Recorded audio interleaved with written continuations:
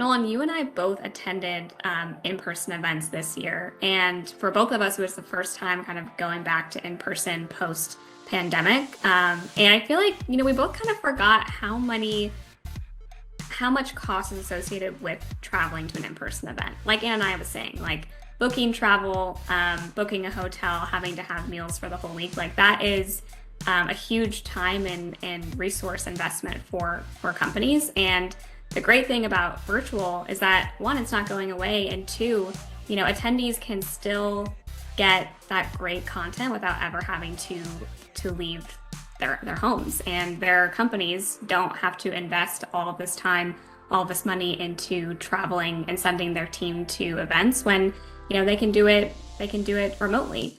And I don't think that's going away, and I think that it's a huge asset for the events industry, because not only is it promoting cost savings, but you're also then reaching way more people, because you kind of eliminate that barrier of cost, and the challenge of actually getting there when you can do it all right from your desk. Yeah, I think this goes back again to kind of the frequency and the balance of formats, right? I think there's always going to be a place for in-person events. There's always going to be unique benefits to in-person events that you just can't achieve virtually, but there's also a lot of things that you can.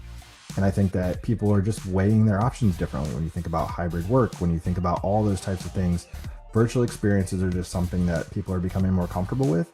And if I'm mostly going to a conference to hear presentations, content, things like that, a lot of that can be done virtually.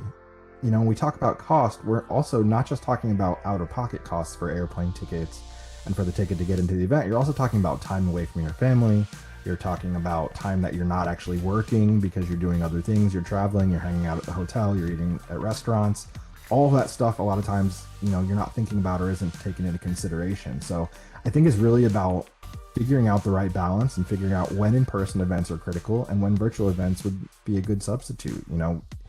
At in-person events, if you're trying to network, deepen those relationships, if you're trying to see people you haven't seen in a long time or move a particular high quality deal forward, those are things that are really tough to do virtually.